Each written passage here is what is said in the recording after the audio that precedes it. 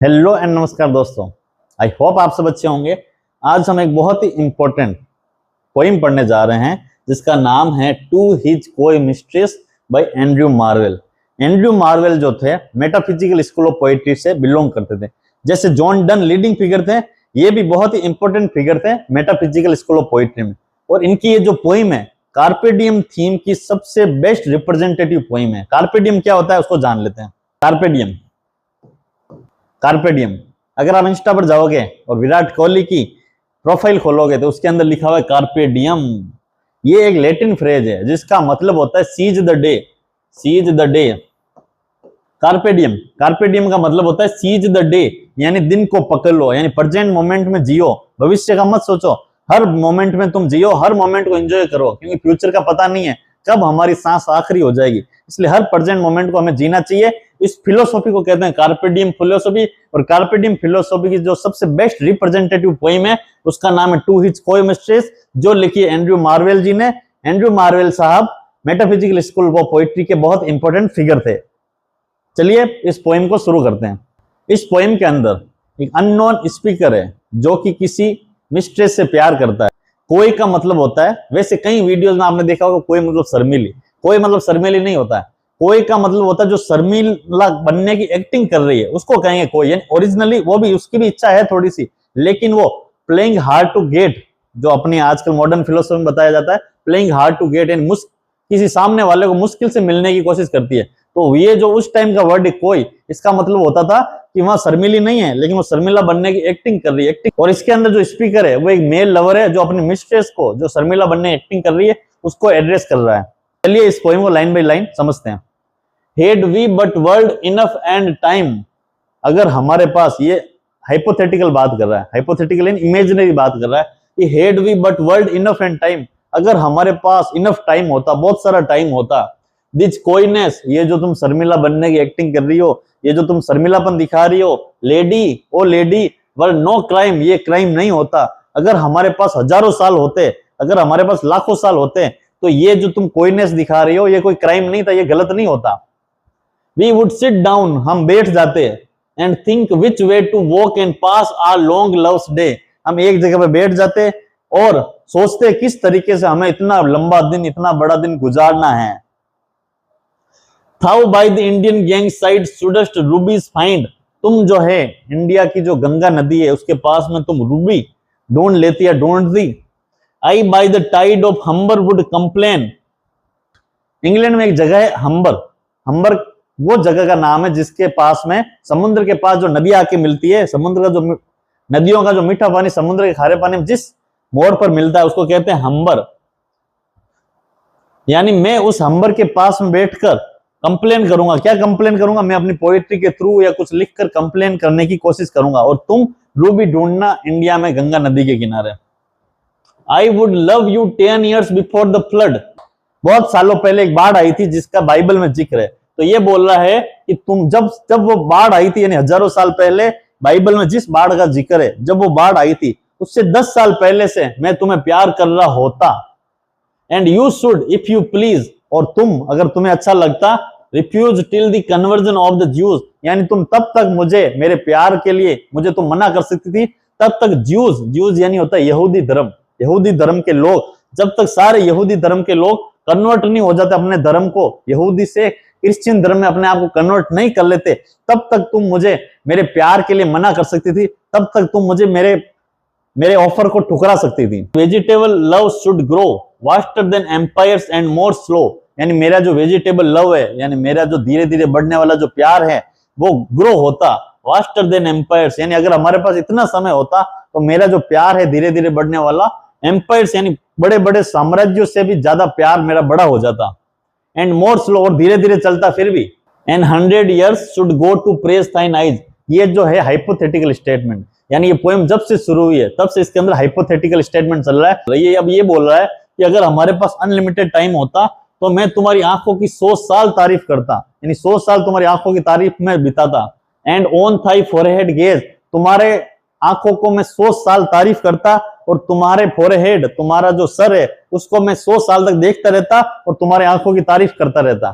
To adore each breast, and तुम्हारे हर breast को 200 साल तक मैं एडोर करता, 200 साल तक प्यार करता या तारीफ करता। बट 30,000 टू द रेस्ट, यानी बाकी जो भाग बची है तुम्हारे शरीर का, आंखों और ब्रेस्ट को छोड़कर जो बाकी का भाग बची है, उनकी तारीफ करने में मैं 30,000 साल लगा था। 30,000 साल तक मैं तुम्हारे शरीर की तारीफ करता। Age at least to every part, तुम्हारे बॉडी के हर पार्ट में मैं एक अपनी उम्र लगा देता तारीफ करने में, एडोर करने में। And the last age should show your heart, और जब मेरी लास्ट एज होगी, यानी मैं तुम्हारे पूरे शरीर की जब तारीफ कर चुका हूंगा हजारों साल बाद, तब तुम्हारा हार्ट तुम्हें मुझे दिखाना पड़ेगा। यानी मैं इतने हजारों साल जब तुम्हारी तारीफ करूंगा, तब तुम्हें तुम्हारा दिल मुझे देना पड़ेगा। For lady you deserve this state, क्योंकि मैं तुम्हारी इतनी तारीफ करूंगा। क्यों करूंगा? क्योंकि ये स्टेट, ये तारीफ तुम डिजर्व करती हो, तुम इतनी सुंदर हो कि ये तारीफ तुम डिजर्व करती हो। Nor would I love at lower rate, न ही मैं तुमको इससे कम प्यार करूंगा, यानी तुम्हें मैं बहुत प्यार करूंगा, लेकिन तभी जब हमारे पास अनलिमिटेड टाइम होता। तो इस पोइम में यहां तक तो, इस लाइन तक तो हाइपोथेटिकल बात हो रही है कि अगर हमारे पास अनलिमिटेड टाइम होता तो हम क्या करते। तो मैं तुम्हारी इतने सालों तक तारीफ करता, तुम्हें मनाता। लेकिन अब इसके आगे जो लाइन्स है वो रियलिटी में आ गई है। इससे पहले हाइपोथेटिकल है, काल्पनिक बातें हो रखी है। अब इसके आगे जो लाइन है, बट यहां से रियलिटी में आ गई है poem. But at my back I always here, यानी मैं हमेशा ये मेरे पीछे सुनता रहता हूं। Times winged chariot hurrying near, यानी टाइम का जो चैरियट है, टाइम का जो रथ है, समय का रथ हमेशा चलता रहता है, और हमारी जिंदगी बहुत लिमिटेड है, कभी भी हमारी जिंदगी समाप्त हो सकती है। And yonder all before us lie desserts of vast eternity, और हमारे सामने डेजर्ट ऑफ वास्ट एटर्निटी, यानी हम कभी भी इस दुनिया से विदाई ले सकते हैं और हम वास्ट एटर्निटी में गुम हो जाएंगे, यानी मरुस्थल डेजर्ट, यानी वास्ट एटर्निटी के डेजर्ट में हम हमेशा के लिए गुम हो जाएंगे। Thy beauty shall no more be found, तुम्हारी ब्यूटी फिर नहीं मिलने वाली। Nor in thy marble vault shall sound my echoing song, यानी न ही, यानी वोल्ट, मार्बल वोल्ट, यानी जिस वोल्ट में तुम मरने के बाद तुम्हारी बॉडी रखी जाएगी, उस वोल्ट में तुम मेरा सॉन्ग को नहीं सुन पाओगे। ये जो मैं कविता गा रहा हूं, ये जो मैं सॉन्ग गा रहा हूं, इस सॉन्ग को तुम मरने के बाद अपने वोल्ट में नहीं सुन पाओगी।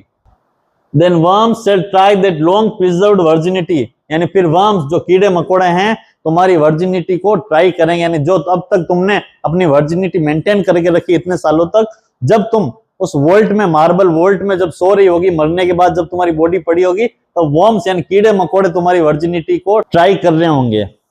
And your quaint honour turn to dust, और जो तुम्हारा ये झूठा ऑनर है, जो तुम अपने आप को वर्जिन मेंटेन करके जो झूठा ऑनर दिखा रहे हो, झूठा सम्मान तुम अपने आप को दिखा रही हो या सोच रही हो, वो डस्ट हो जाएगा, वो मिट्टी में मिल जाएगा। यानी ये सम्मान, ये वर्जिनिटी तुम्हारे किसी काम की नहीं है। Into ashes all my lust, यानी मेरी जो लस्ट है, मेरी जो फिजिकल डिजायर है, उसकी राख बन जाएगी, राख में मिल जाएगी मेरी फिजिकल डिजायर। तुम्हारी ब्यूटी और तुम्हारी वर्जिनिटी राख में मिल जाएगी, और मेरा जो सॉन्ग है और मेरी जो लस्ट है वो भी राख में मिल जाएगी। उसके बाद उनका कोई काम नहीं है। The grave is a fine and private place, यानी कब्र जो होती है, जहां पे हम मरने के बाद हमारी बॉडी रखी जाती है, वो बहुत फाइन, अच्छा है, और एक प्राइवेट प्लेस, यानी प्राइवेट प्लेस है। But none I think do there embrace, यानी लेकिन वहां पर कोई गले नहीं मिलता, वहां पे किसी प्रकार के लस्ट की जरूरत नहीं है। यानी कब्र जो होती है बहुत फाइन और बहुत प्राइवेट प्लेस है, लेकिन वहां पर कोई गले नहीं मिल सकता, मरने के बाद कोई गले नहीं मिल सकता। इस पोएम को एंड्रयू मार्वेल सर ने 3 पार्ट में बांटा है। पहले पार्ट में हाइपोथेटिकल बात करता है, जिसके अंदर वो ये बोलता है कि अगर हमारे पास अनलिमिटेड टाइम होता तो मैं 100 साल तुम्हारा आंख की तारीफ करता, हर एक एज तुम्हारे हर एक पार्ट की तारीफ करने में लगाता, तुम गंगा के किनारे रूबी ढूंढती और मैं अपनी पोएम लिखता रहता, कोई जल्दबाजी नहीं थी, वो शर्म दिखाना क्राइम नहीं होता। और दूसरे पार्ट में वो रियलिटी बताता है कि रियलिटी ये है कि टाइम हमारे पास लिमिटेड है, अभी हम जवान हैं, जो कर सकते हैं अभी कर सकते हैं, बाद में हमारी डेथ हो जाएगी। मेरी जो लस्ट है, मेरी जो ये डिजायर है, फिजिकल डिजायर, और तुम्हारी जो वर्जिनिटी है, वो किसी काम की नहीं रहेगी। और तीसरा जो इसका भाग है, उसके अंदर वो निष्कर्ष बताता है, कंक्लूजन। चलिए देखते हैं। Now therefore while the youthful hue sits on thy skin like morning dew. Now therefore यानी इसलिए तुम्हारी जो यूथफुल ह्यू है, यानी जब तुम इतनी जवान हो, इतनी यंग एंड ब्यूटीफुल हो, किसके जैसी? मॉर्निंग ड्यू, जो सुबह सुबह ओस आती है ना, वो एकदम फ्रेश, यंग एंड ब्यूटीफुल होती है। उसी तरह तुम भी फ्रेश, यंग एंड ब्यूटीफुल हो। And while thy willing soul transpires at every pore with instant fires, यानी अभी तुम्हारी जो सोल है, तुम्हारी जो आत्मा है, तुम्हारे बॉडी के हर एक छिद्र में, तुम्हारी बॉडी के हर एक छिद्र में पैशन भरा हुआ है, क्योंकि तुम यंग एंड ब्यूटीफुल हो। At every pore with instant fire, यानी तुम्हारी बॉडी के हर एक छिद्र में पैशन भरा हुआ है। Now let us sport while we may, यानी अब हम मजे कर लेते हैं जब तक हम कर सकते हैं, क्योंकि अभी हम जवान हैं, अभी हम मजे कर सकते हैं, बाद में हमारा समय खत्म हो जाएगा। And now like amorous birds of prey rather at once are time devour then languish in his slow chapped power। amorous यानी कामुकता से भरे हुए जो बर्ड्स होते हैं, कामुकता से भरे हुए जो पक्षी होते हैं, उनकी तरह हम टाइम को डिवूर कर लेते हैं, टाइम को खा जाते हैं, टाइम को पूरा एंजॉय कर लेते हैं। कामुकता के भरे हुए जो बर्ड होते हैं वो जिस प्रकार से टाइम को एंजॉय करते हैं, उसी प्रकार से हम भी इस टाइम को एंजॉय कर लेते हैं, नहीं तो टाइम क्या करेगा। Then languish in his slow chapped power, chapped यानी होता है, चैप्ड यानी होता है जबड़ा, यानी टाइम जो है जबड़े के पावर से, अपने जबड़े के पावर से हमारे टाइम को कम कर लेता है, हमारी एनर्जी कम कर लेता है, हमारी ब्यूटी कम कर लेता है, हमारी यूथ को नुकसान पहुंचा देता है टाइम। यानी इससे पहले कि टाइम हमारी ब्यूटी को, हमारी यूथ को खा जाए और हम किसी काम के नहीं रहे, उससे पहले हम टाइम को एमोरस बर्ड्स ऑफ प्रे यानी कामुकता से भरे हुए पक्षियों की तरह उस टाइम को एंजॉय कर लेते हैं, नहीं तो टाइम हमारी एनर्जी, हमारा यूथ, हमारी ब्यूटी हमसे छीन लेगा। Let us roll all our strength and all our sweetness up into one ball, यानी कि हमारी जो स्ट्रेंथ, हमारी जो यूथफुल एनर्जी है और यूथफुल जो पैशन है, स्वीटनेस, उसको एक साथ इकट्ठा कर लेते हैं।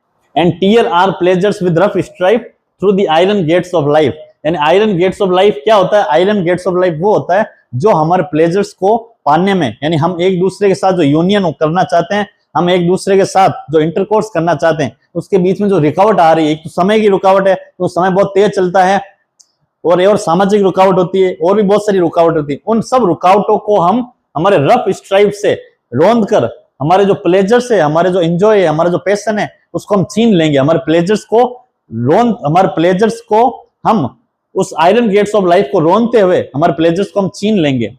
Thus, though we cannot make our sun stand still, stand still यानी रोकना, हालांकि हम सन को नहीं रोक सकते। सन सुबह उगता है, शाम को अस्त होता है, तो सन जो है, सूरज जो है, समय का प्रतीक है। इनके ये कहने का मतलब है कि सूरज को हम नहीं रोक सकते, समय को हम नहीं रोक सकते। Yet we will make him run, हालांकि हम सूरज को भगा सकते हैं, समय को भगा सकते हैं, जल्दी जल्दी भगा सकते हैं। जब हम प्लेजर को ले रहे होते हैं जिंदगी में, यानी सोना प्लेजर है, और ये जिस चीज की बात कर रहे हैं इंटरकोर्स की, वो भी प्लेजर है, तो उसमें जो टाइम है जो बहुत जल्दी भागता है, तो हम हमारे एक दूसरे के साथ टाइम बिताकर उस टाइम को एंजॉय करके उस सन को भगा सकते हैं, टाइम को जल्दी जल्दी चला सकते हैं। आई होप आपको समझ में आ गई। बहुत सी आसान सी पोएम है, कार्पे डियम इसमें इंपॉर्टेंट थीम है। हम इसकी फॉर्म, मीटर वगैरह की बात कर रहे थे। सबसे पहले किस प्रकार की पोइट्री है? ये एक प्रकार की लिरिक पोइट्री है, लिरिक, ठीक है। इसके अंदर मीटर कौन सा यूज किया गया है? इसके अंदर मीटर यूज किया गया है iambic tetrameter, iambic tetrameter. Tetra यानी चार आईएम एक लाइन में है इसके अंदर, देखिएगा।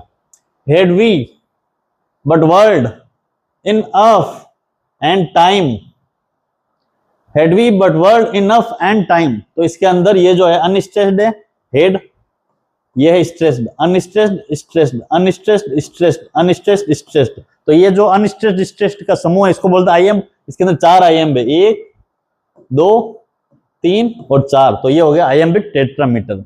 और इसके अंदर राइमिंग स्कीम कौन कौन सी है देखना। टाइम, क्राइम, तो राइमिंग स्कीम है इसकी A, way, day, B, side, tide, C, wood, flood, D. तो इस प्रकार की इसकी राइमिंग स्कीम है, A, B, C, D, E, F, ऐसे। इसको बोलते हैं हीरोइक कपलेट। तो इसके अंदर एक तो हीरोइक कपलेट है और इसके अंदर आयम्बिक टेट्रामीटर है, और ये एक प्रकार की लिरिक पोइट्री है। इसके अंदर टोटल 46 लाइन्स है। इसके अंदर कोई भी स्टेंजा ब्रेक नहीं किया गया है, यानी इसके अंदर 3 भाग तो हैं। सबसे पहले भाग में ये हाइपोथेटिकल स्टेटमेंट बात करता है कि अगर हमारे पास अनलिमिटेड टाइम होता तो, दूसरे में वो रियलिटी बताता है, और तीसरे में कंक्लूजन देता है। लेकिन उनमें किसी में भी स्टेंजा ब्रेक नहीं हो रहा है। तो ये 46 लाइन की एक लिरिक पोइम है, और इसके अंदर आयम्बिक टेट्रामीटर मीटर यूज किया गया, ए, बी, सी, ये इसके अंदर राइमिंग स्कीम है। पोएटिक डिवाइस की बात कर लेते हैं।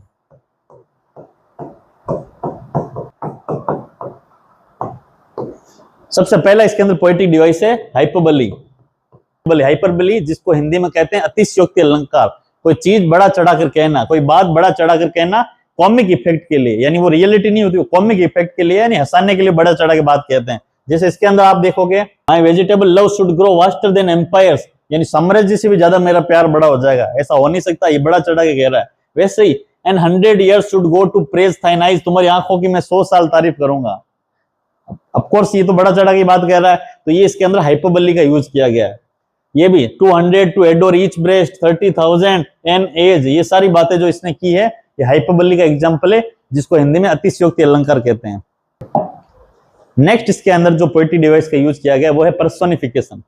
पर्सोनिफिकेशन हिंदी में हम कहते हैं मानवीकरण अलंकार, यानी किसी नॉन लिविंग चीज को मानव का गुण देना, उसको कहते हैं मानवीकरण अलंकार। जैसे ये देखना, times wind chariot hurrying near, ऐसा लग रहा है जैसे टाइम जो है, समय जो है चारियट चला रहा है, यानी कोई रथ चला रहा है। विंड यानी जो पंखों वाला रथ चला रहा है, कौन चला रहा है? टाइम। लेकिन रथ जो इंसान चलाता है टाइम नहीं चला सकता, तो ये जो है टाइम को इंसान की क्वालिटी दी है, इसलिए इसको कहेंगे पर्सोनिफिकेशन, मानवीकरण अलंकार। मतलब पोएटिक डिवाइस इसके अंदर है अलूजन। अलूजन क्या होता है? जब हम किसी पोएम के अंदर कोई ऐसी बात की जाए जो उस पोएम से बाहर किसी घटना, किसी अन्य बुक या किसी पास्ट की कोई बात के ऊपर रेफरेंस कर रहा हो, तो उसको कहते हैं अलूजन। तो इसके अंदर जो है बाइबल की बातों का अलूजन लिया गया, बाइबल का रेफरेंस लिया गया है।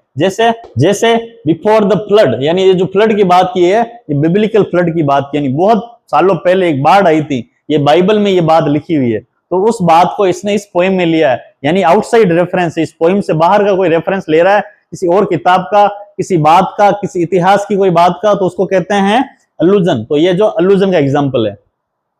और दूसरा जो अलूजन यूज किया गया वो है कन्वर्जन ऑफ द ज्यूज, इसमें भी कोई बाइबल का रेफरेंस लिया गया है, तो ये भी जो है अलूजन है। दो अलूजन का यूज किया गया, एक तो फ्लड का, एक कन्वर्जन ऑफ द ज्यूज का।